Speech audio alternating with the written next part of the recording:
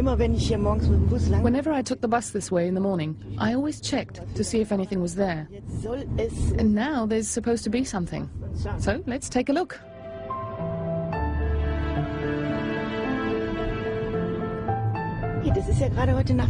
This just appeared last night. We just heard about it, so it was discovered today, and because the field is likely visible from the road, a lot of people have probably seen it. Sometimes you can't really see it if the ground isn't entirely flat.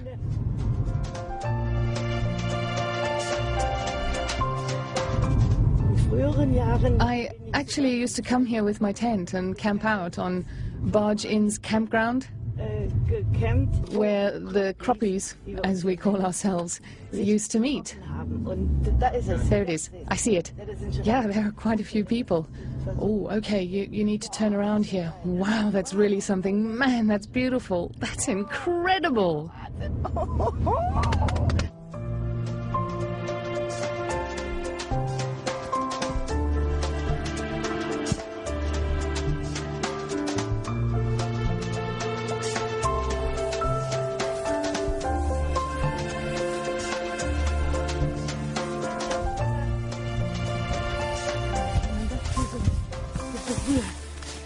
It's like a wall. It's really stiff.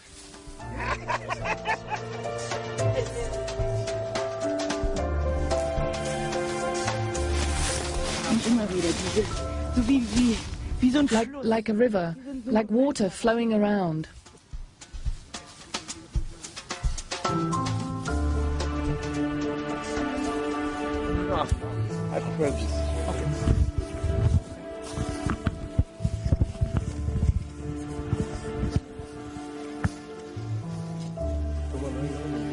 I got a phone call this morning from Charles from the Science Circle Cafe telling me that this was here, and then I ring other people and they ring other people, and in the end we all know about it. So your first impression? It looks good. I like it a lot, but you have to see it from the air. This is one of those things that you have to fly over and you have to absorb it while you actually go in the air and see it from high above. Your next steps? Is get a plane and fly.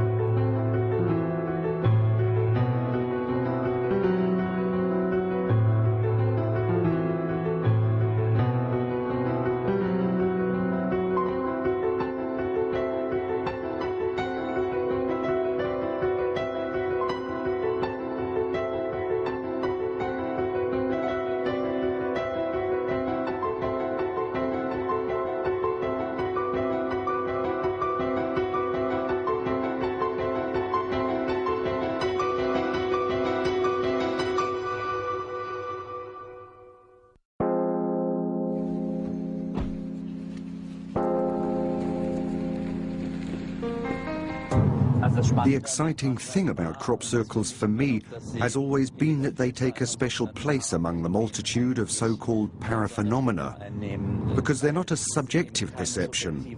They aren't a vision that's only seen by certain people or that can only be seen by certain people. They're not like some short-lived phenomena that fly away or disappear. A crop circle appears in a field and it's there. Nobody can stand there and say, I don't see it, it's not there. That means everyone can visit and investigate it. Everyone can experience the crop circle for himself. It's a part of our reality.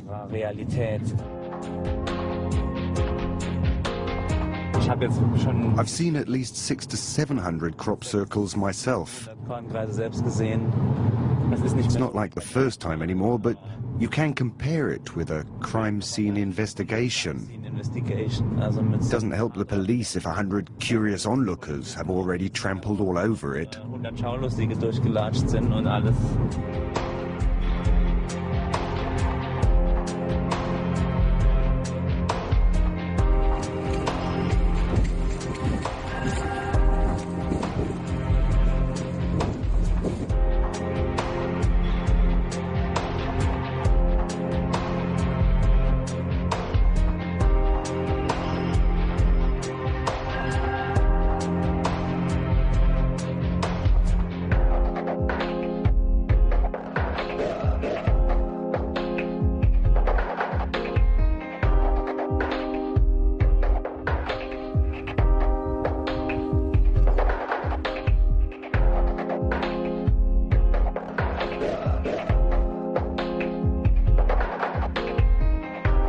These circles are standing upright all over the place.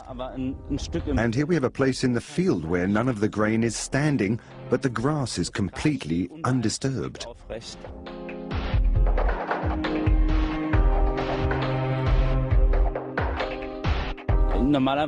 I would say that if someone stamps all over it in the middle of the night, they'd hardly distinguish between grain and normal grass. We've also had other cases where non-native plants are in the field and are left untouched. This shows that whatever affected this type of grain practically conforms to the resistance given by these plants.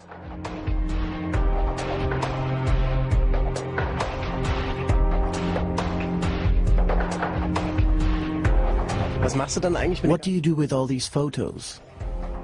They are archived and some of them are geometrically evaluated.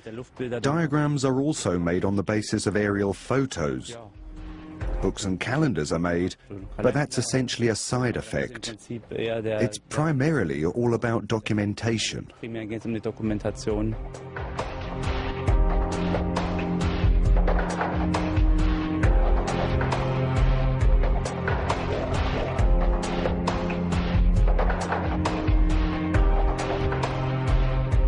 The fascination is very strongly connected with the aerial photos. If you take a look around you, you don't see much. Most of the images people have of crop circles are from the aerial photos.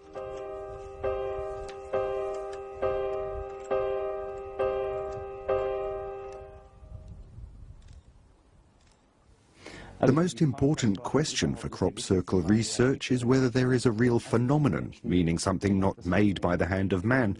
And we've come to the conclusion that yes, this is clearly a real phenomenon, and it can be proven. There is a whole range of indicators and hard evidence that satisfies even the most stringent scientific standards. We started testing crop circles all over the world.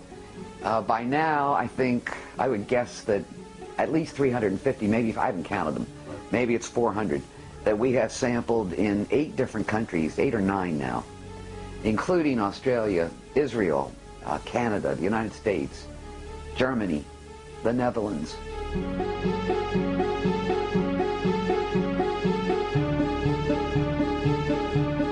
We can prove that there is apparently a rotational force. This rotational force contains an energy component that works like a microwave. We can reproduce many of the changes which take place in the plants and soils by means of microwave radiation. The microwaves heating the moisture inside turns to steam, and as it does so, it has to escape. Well, if the plants are young and pliable, the outer fibers are pliable, the steam escapes by stretching the nodes. That's how you get the elongated nodes. If the energy is extremely intense, and or if the crop is old and the fibers are tough, then it can't get out by stretching it because the fibers won't stretch, or it's just too much energy. Then it blows a hole right out at the node. If we see it as a simple circle, the extent of the damage to the plants decreases as you go from the center to the edge. And that's exciting because we can, in principle, deliver the proof that we're dealing with electromagnetic radiation here. The so-called Beer-Lambert principle, the effect of electromagnetic radiation on matter. In this case, represented in plants. And we can see here that the changes in the points in the center are the strongest, and they gradually decline outwards to the edge of the circle. And that is, in any other scientific research, clear evidence of the effect of electromagnetic radiation on matter.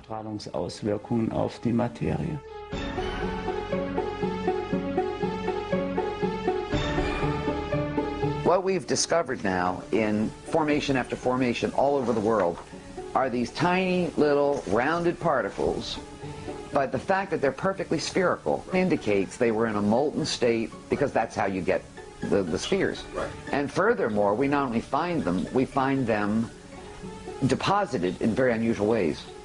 Sometimes they're deposited at the edges of the circle only. Sometimes they're deposited very definitely in the middle. And even more interestingly, sometimes there's a linear deposition, meaning that you'll have perhaps the least at the center, a little bit more 5 feet out, a little bit more 10 feet out, until you get the greatest amount at the edge, but in a clear linear progression. We have also found changes in the soils which we have analyzed. In the soil of the crop circle, there is a distinctly higher concentration of magnetic material compared to the control samples. And this material can also be shown to be distributed centrifugally from the center outwards. Additionally, we have analyzed the crystalline structures of the aluminium oxide minerals in various crop circles. It's well known that they expand under certain natural circumstances, and limiting ourselves only to the surface soil of the crop circles, we have found these crystalline structures changed in such a way that we could normally only explain it as a result of extremely high pressure. But you can rule this out because this type of pressure on the plants can't be proven. They weren't damaged, and the temperatures that these plants would have had to have been exposed to would be so high that sustained exposure would have incinerated the field. It's an amazing fact. This kind of alteration in clay minerals is normally associated with sedimentary rock. When you have tons of the pressure of mountains pressing down on over hundreds of years on sedimentary rock. Here we are in surface soil. I wasn't sure, but I didn't think this had ever been seen before in surface soil, and I mean, I couldn't believe it. At the 95% level, I was blown away. I thought, oh my God. So I said, I don't believe you. And so I had it done again. I hired somebody else. And we repeated the statistics because I couldn't believe it. Well, in fact, that's what we had. As best I can tell, is that there are microwaves or something that's acting like microwaves. There are electrical charges, which I think he's nailed down, and there is strong magnetism, at the very least. We have that going on. This means we can describe parts of the paintbrush or the pen, but we don't know who or what uses this brush to create these forms. In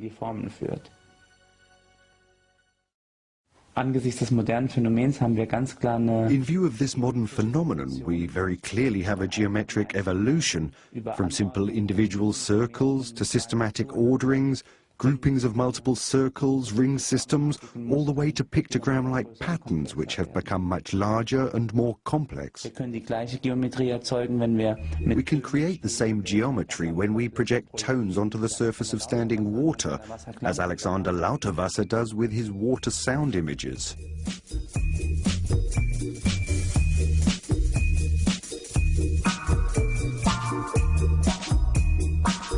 Und da entstehen perfect patterns as though they were created by a compass arise, which we can see not only in very complex crop circles, but also in nature's diversity. der Natur.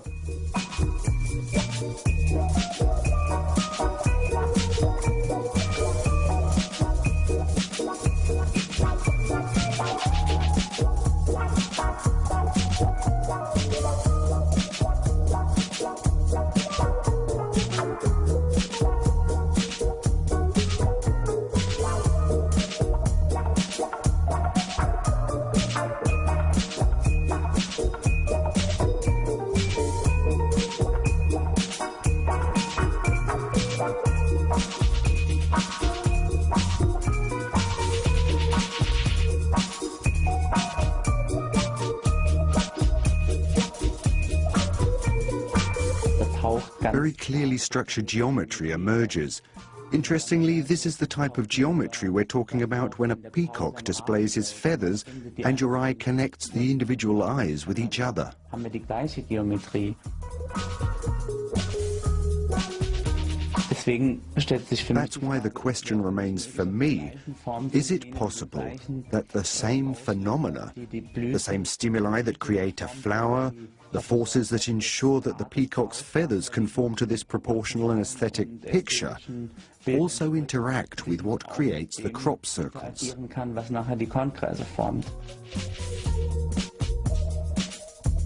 I mean, the shell of a seashell, snowflakes. I mean, there are millions and millions of examples of nature creating incredibly intricate designs. Nature creates designs everywhere, all the time. There are also very complex crop circles that nevertheless take on nature's language of shape and form. For this reason, one could pose the theory that we're dealing with an as yet unknown natural phenomenon that possesses components that we don't understand. How are things whose geometrical equivalents are found in the diversity of shape and form of nature's bounty geometrically carried over into a field as a crop circle? We see this in crystalline structures, in the formation of a blossom or of a beehive, for example. So I can imagine that we have various sources of what we call the crop circle phenomenon. Was wir im großen Gesamtpaket als Kornkreisphänomen bezeichnen. Somehow these shapes go deep inside us, talk to us, and not on a conscious level. It's not that we look at the shapes and think, oh, that's this, that's that, but on a subconscious level. The big question is, what are they doing there, and what are they supposed to do?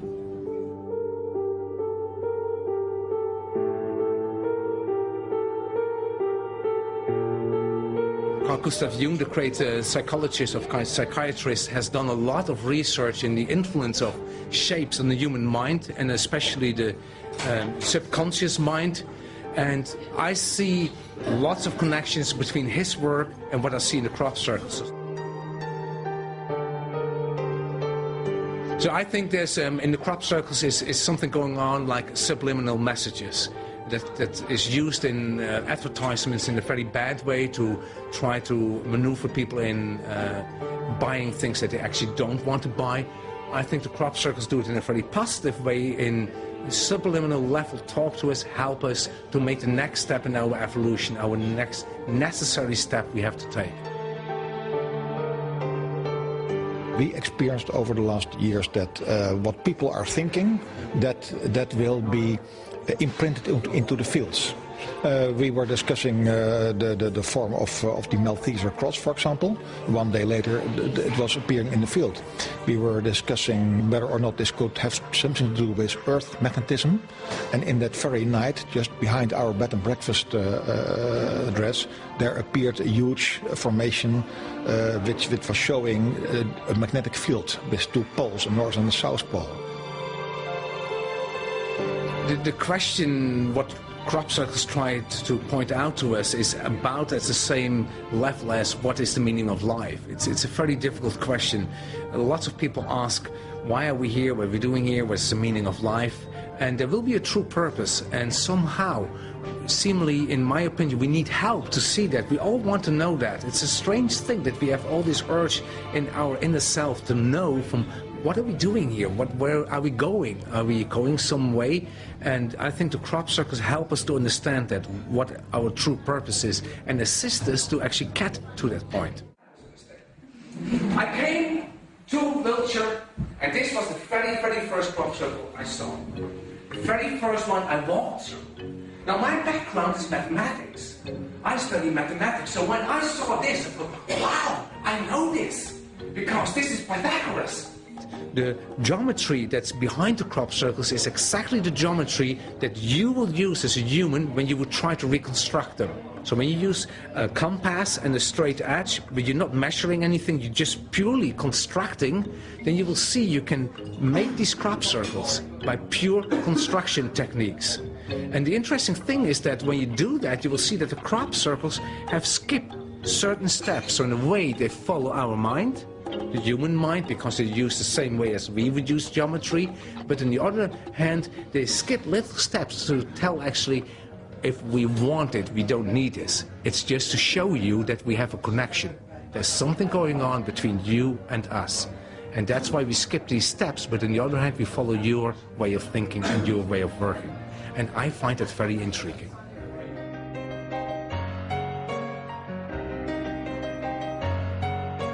Now, it's clear that this points somewhere. Nobody can deny that this is some kind of error. And that triggered me. Where is this arrow pointing at? And I will show you where it's pointing at that spot there. That appeared exactly there. This is an illustration out of Alice in Wonderland, and that will show you that this doorway is something indicating about different worlds you can travel through, different dimensions. What was really the question is, this doorway again is pointing somewhere. Let's have a look. It's Sugar Hill. And what is on this spot where it's pointing at? Nothing. Until that one appeared. I'm convinced, and I've studied that as well, that the crop circles in itself are not separate events. They're not just separate, here's a crop circle, there's a crop circle, there's a crop circle. And when you look from higher up, from a bigger picture, you will see they're all connected. For you to discover from, look at the bigger picture, go over it, don't look at the detail, don't get lost in the little things, don't be on your knees, but try to get wings and fly over it and see the big picture. And to make it clear to us, it shows us that it's connected to geometry in the landscape. I think, again, to wake us up from just see the bigger picture. Just don't look at the little details, but see the bigger picture, and then you will see it's actually one. There's only one message there, one signal, one beep.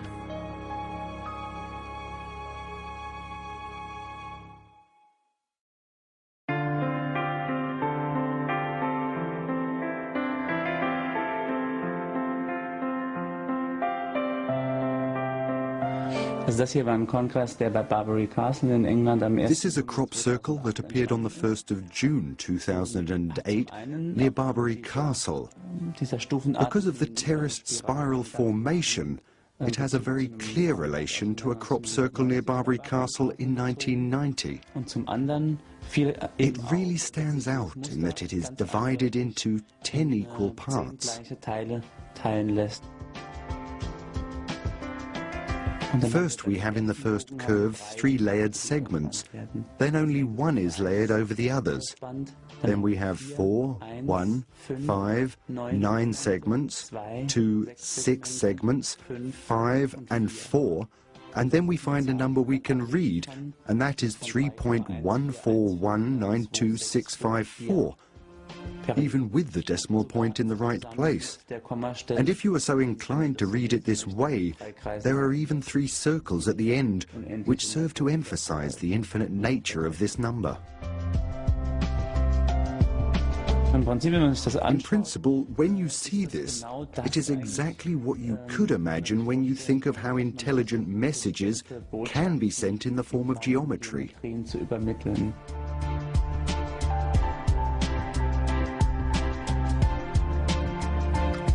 Very many of the crop circles go through this exercise of relating the length of the perimeter of a square to the precise circumference measurement of a circle. This is squaring the circle. the interpretation of pi is another matter, but let us establish the basis that is saying pi. Can't argue it. Now, you know my interpretation. My interpretation would be that pi is the key to a mediation between the square material world and the circular world of spirit. The square, traditionally in many cultures, represents the earth, solid stuff. And the circle represents heaven, God, the divine. And the problem has always been how to bring the earth nearer to heaven, or how to bring the square nearer the circle. Simple as that.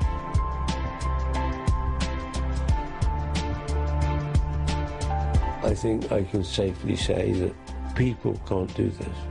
Human beings cannot continue every year to produce completely new themes of design. I mean, it takes my breath away.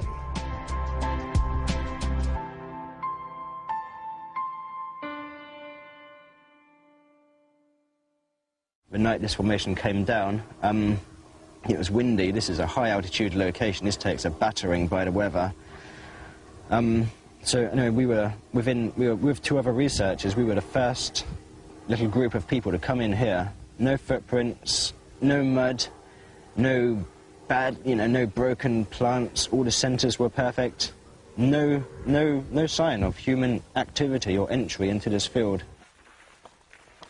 It seemed almost impossible that that could be the work of, a few humans going out and smashing the plants down with pieces of wood. It just seemed far too sophisticated, far too perfect. Some of these designs, you couldn't draw them out on a piece of paper freehand or with a desk lamp, let alone, 1,000 feet wide in a wheat field, in the dark, in the rain. Sometimes it just seemed impossible.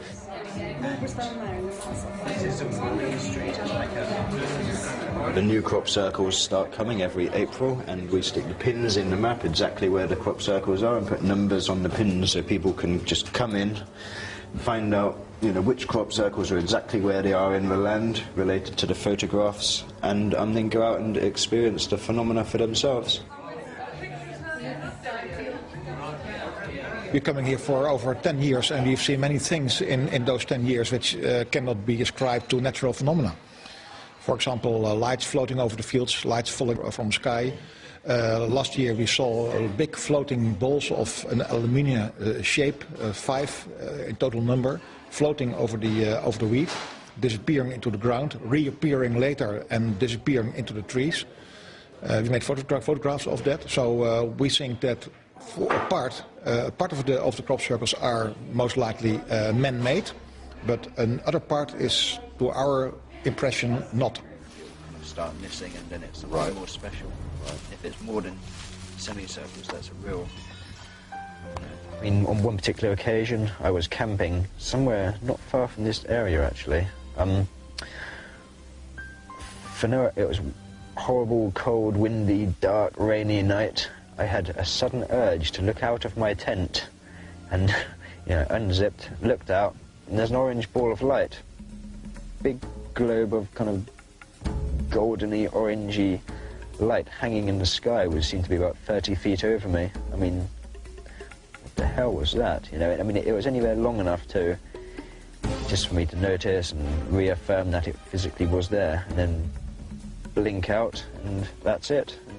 Almost as if they want to be seen for some reason. It's as if they provide a little bit of proof that something really weird is happening, but just not quite enough to provide definitive proof for the world. There's just enough to keep our attention, as it were.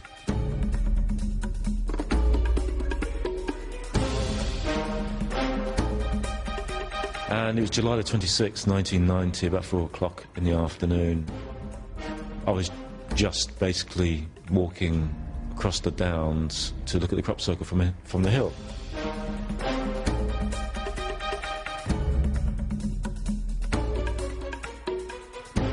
and I saw this glint out the corner of my eye.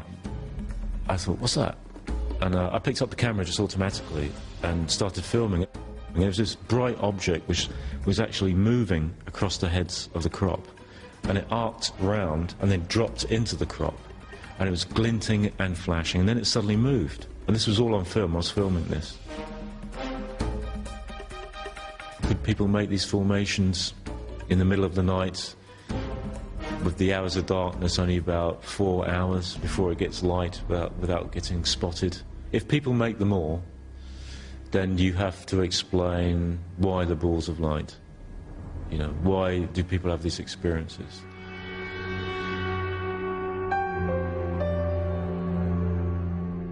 I think the door's open to believe it if you wish that they're all man-made, which is the easy option. The more difficult option is they're not man-made, and it's something else that we don't understand. I mean, I think, in my personal belief, that most of these formations are real. When I see them, I am absolutely amazed by them. What do you think? Well, I have a slightly different view. I think that we are also having at the moment, we see a lot of man-made formations, but still, for me, this is not so important, because I think there are still genuine crop circles and good ones, you know, nice-looking ones and big ones, and so I have to say I do not spend too much with the man-made theory. The foundation has been laid for the determination that there is such a thing as a crop circle phenomenon. There is no doubt that humans make crop circles, and to some extent very good crop circles. But that doesn't play a role in crop circle research. And not because it looked crooked, but simply it did not have the feeling of what we wanted to do. I investigate the crop circles phenomenon because I believe that there is a connection between crop circles and the UFO phenomenon. I believe that they are messages from an alien intelligence.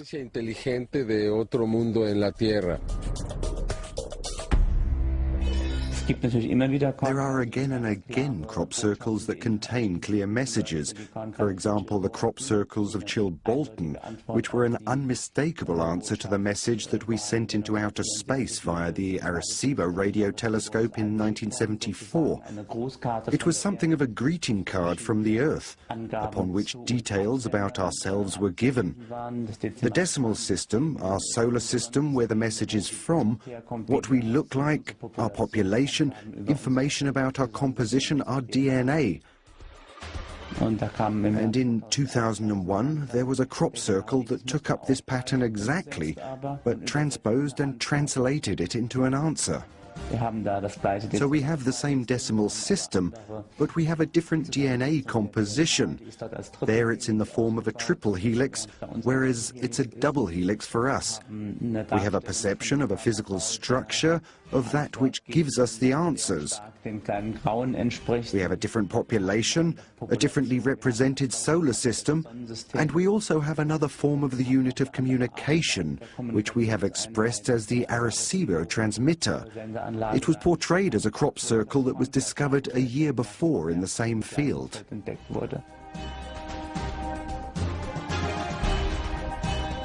That is a clear and direct message. It's not a question of interpretation, only of translation. I'm very fascinated myself. And a year later, in 2002, this form appeared with a disc, which also contained a binary code. These two figures give me the impression that somebody wants to communicate with us. Me demostraron a mí que había intención de comunicación. Okay. Well, maybe he's a nutter. He looks pretty weird. but anyway. Can we ask you a question? Yeah, of course. Like in an unwork-related capacity. So I have to hide the microphone. So what are you going to report this afternoon? I'm just going to report the truth, what people tell me. I'm not really going to have an opinion. I'm going to say I went to the crop circles, I saw them, and then I'll have the voices of the people I've interviewed and the photos we took, and then people can make up their own mind. But we'll tell people where they are, and if they want to come down and see them, they can. Are you going to play in some alien music? And that is not my decision, but I wouldn't be surprised if the theme of X-Files or something was in there. But yeah, obviously this is, you know, in the news, we've got serious things all over the country, all over the world going on. this is going to be one of the lighter stories. What if this is not just some light story, but some very important story for mankind? Well, if that is the case, I'm very proud to have been here for this particular incident, and I keep a really open mind. If my boss tells me to go to a crop circle again, I'll definitely go. I love them. They're fascinating. And I like the people you meet, and I just think it's cool. I think anyone would find this stuff cool. What do you think a journalist like you could do to shift this to a more serious level? That's a loaded question. I don't know. I mean, I think it's hard because, of course, in people's daily lives on a daily basis at the moment, there are so many hard things going on, like the credit crunch, for example, in the UK, or the cost of living. And with important things like that, it's hard for people to worry or think about other stuff because there's so much else going on in their life. What do people want? Fundamentally, they want to survive. What does that mean? Please make tomorrow the same as today. The real response is to trivialize the phenomenon, to make it go away. Humans are very good at looking the other way, like babies.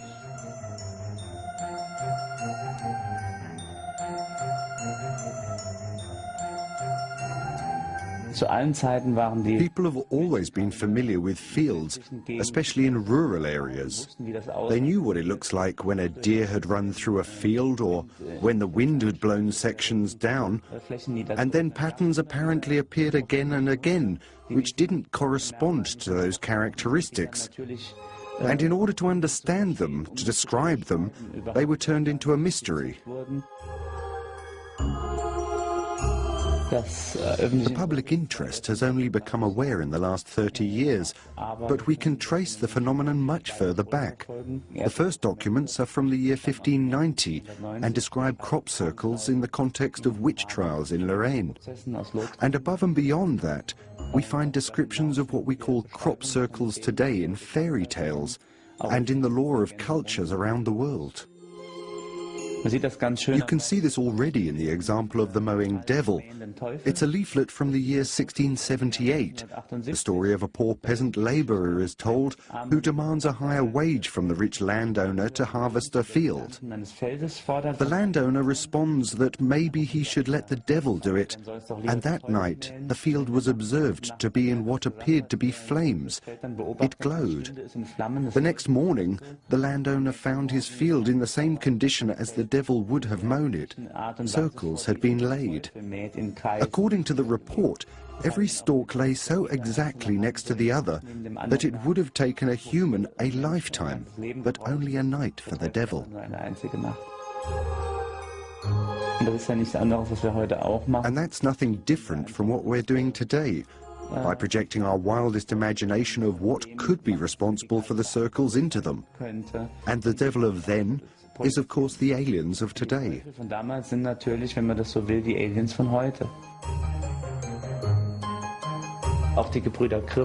brothers Grimm even described crop circle phenomena back then. They were called fairy rings then. Many people camped out on the field, awoke in the night and hoped that something would happen, but were then driven away by heavy thunderstorms and the appearance of lights. And then swans flew down and shed their feathers.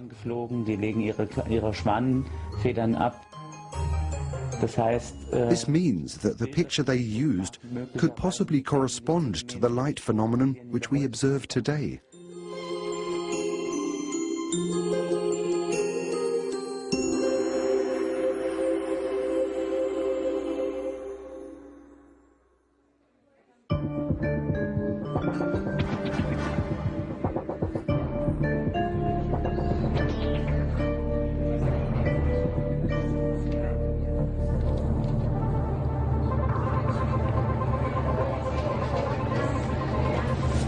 From here, you can see in almost all directions, there's a small amount of woods right to the south of us. So you'll see some trees behind us, and then you can walk all along the top of the hill, and you can see well off to the east, to the north, and to the west here.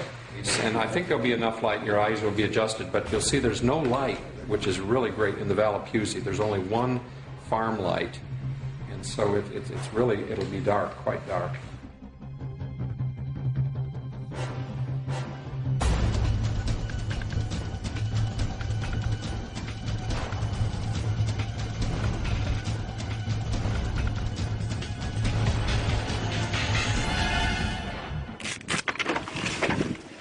How often is anything seen here per night or even per season? A lot.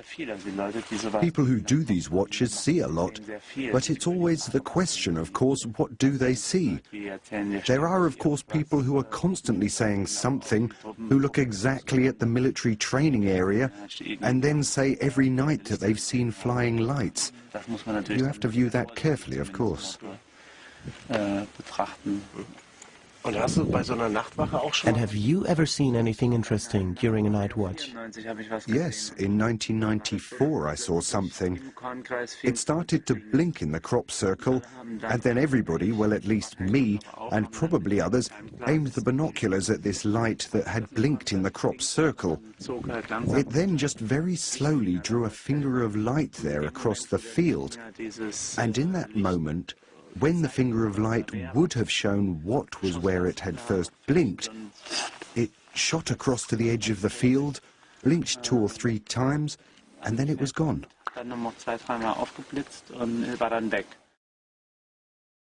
One formation which especially impressed me was a message that everyone in Mexico would have understood. This formation appeared on the 9th of August 2005 and displays the Mayan calendar. It's also called the Tzolkin.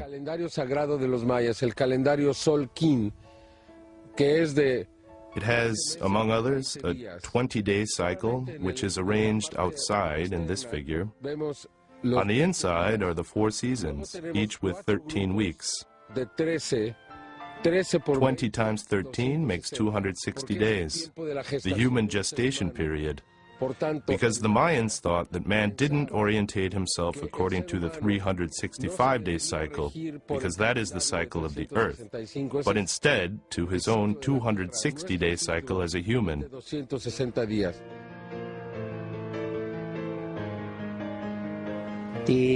The noteworthiness of the Mayan calendar systems is especially interesting because they don't exhibit an open counting system, instead only a closed one.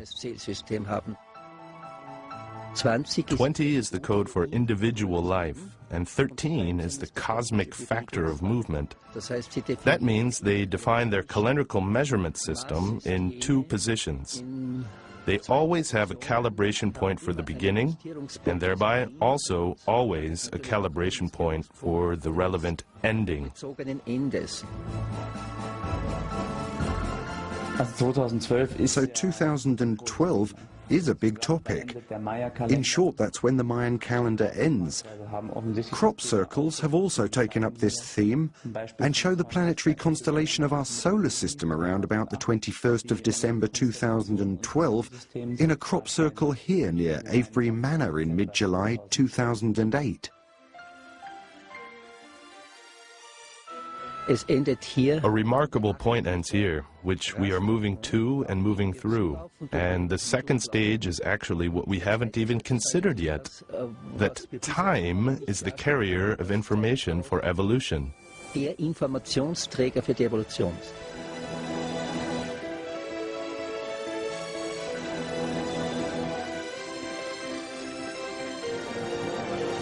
In a certain macro structure, we could say that we are moving through a 4th main stage of evolutionary development.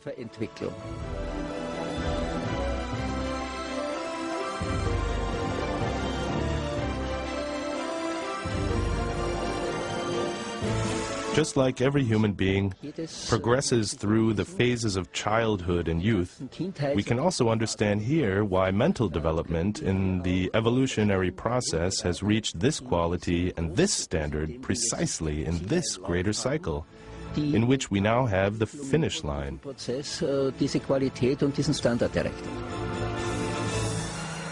This means that it is fascinating, but nothing extraordinary, to people who have come to an understanding. People who understand that reality is multidimensional anyway, when information from another plane copies itself onto our scene.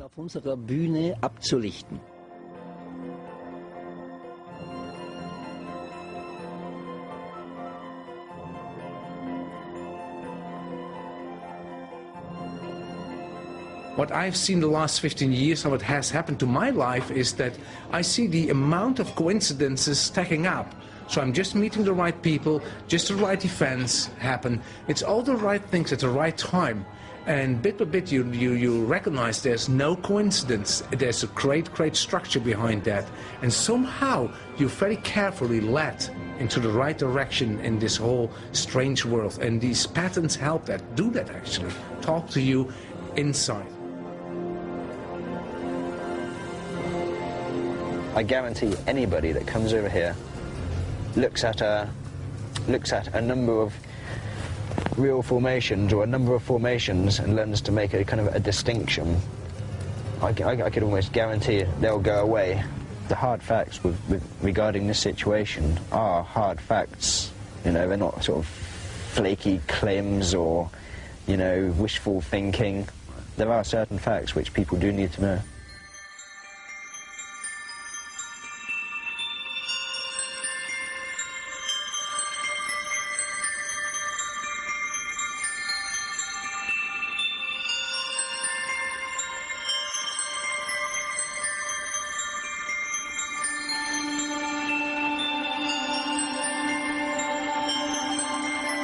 Now realize this formation is pretty close to the White Horse. Now imagine you would make that yourself. You would actually put it closer to the White Horse. It's amazing that it is in this beautiful spot, but still is a little bit away from the White Horse, like it's showing respect to it. Even though when I would have made it, I would have made it much closer to the horse. So that's an enigma in itself, actually. And you know, just 24 hours ago, I was in this road thinking about this field, because it was so nice, I could see it from there. That would be very nice to have a formation here.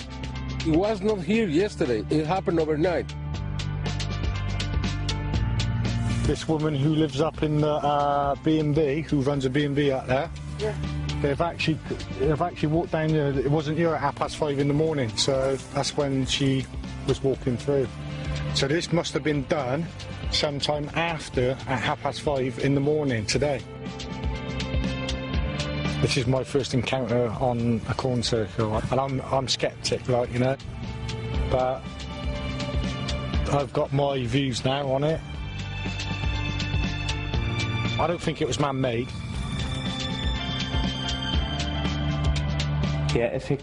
Through crop circles, the effect would be that people change their way of thinking, that they open themselves to the unknown and the unusual. Most people are pleased by the phenomenon. It's not a dangerous phenomenon, you know. It doesn't radiate any kind of threat, no violence. On the contrary, it's something beautiful. You're outside in nature. It doesn't matter what you do with it, whether you see aliens in it or messages from nature. It's not primarily about that, but simply an invitation to think differently.